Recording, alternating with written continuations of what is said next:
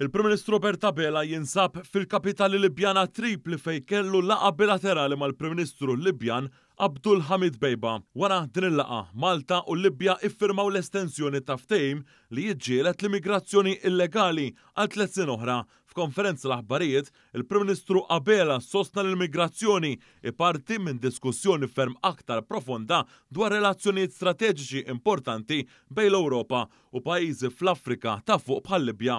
U nemmen ukoll illi l-esperiment ħansejjaħlu hekk illi twieled b'dak il-ftehim li trasforma ruħu f'suċċess fejn urejna li b'kooperazzjoni bejn żewġ pajjiżi, anke jekk dakinhar tħallejna waħedna minn pajjiżi oħrajn, sibna u fittixna soluzzjonijiet, imma mbagħad ukoll appellajna l-prinċipji bħal dak tas-solidarjetà bħal tal-għajnuna min-naħa tal-Unjoni Ewropea, suġġetti li ma kienx qed jintmess dakinhar, imma li mbagħad qabad tista' tgħid kunsill wara kunsill fuq l-aġenda u nemmen ukoll li dan jawgura tajjeb anke l-kooperazzjoni fuq smoħrajn. Dr. Abela sostna li Malta tara fil-Libja sieħeb strateġiku mal-Unjoni Ewropea fil-Mediterran fuq sma importanti bħal enerġija renovabbli, dan f'kuntest tal-politika imħadna minn pajjiżna favur l-importanza tar-reġjun tal-Mediterran u li Malta għandha l-kredibilità biex timbotta sħubija strateġika bejn l-Ewropa u l-Afrika ta' fuq.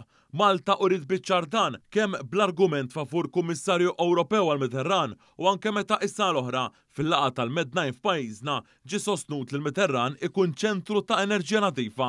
Fil-laqgħa bejn il-Prim Ministru Malti u dak Libjan iddiskutaw ukoll il-potenzjali relazzjonijiet kummerċjali bejn żewġ pajjiżi ikomplu jikbru anke fi-sfond ta' ftehim favur konnettività bl-ajru.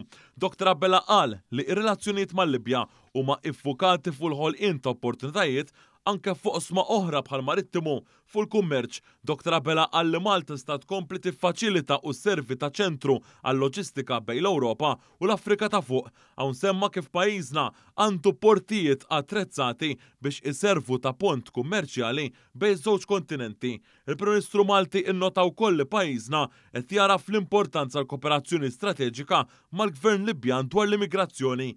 Dan permezz ta' ħriġ u assistenza anke fil-protezzjoni ċivili mogħtija mill-awtoritajiet Maltin lil dawk Libjani quddiem sfidi li anke l-Libja għandha bħala pajjiż transitorju għall-immigranti. Dr. Abela qal il-ftehim bejn żewġ pajjiżi diġà fisser salvataġġ ta' ħajjet eluf ta' persuni fosthom nisa u tfal u tnaqqis qawwi ta' wasliet ta' immigranti irregolari. Dr. Abela sostna li l-kwistjoni tal-immigrazzjoni mhix indirizzata għal kollox u għad baqa' xi jsir. Konna waħedna u kien il-Gvern Libjan li jenna u sibna soluzzjonijiet li rajna li fl-2020, anzi fl-2021, 22, 23 u fl-ewwel nofs ta' din is-sena kellna wasliet li naqqasnihom b'mod rekord kumparat ma' snin preċedenti. Dak kien sforz dak il-Memorandum of Understanding illi firmajna dakinhar, illum erġajna ġeddidna flimkien bil-firma taż-żewġ Prim Ministri.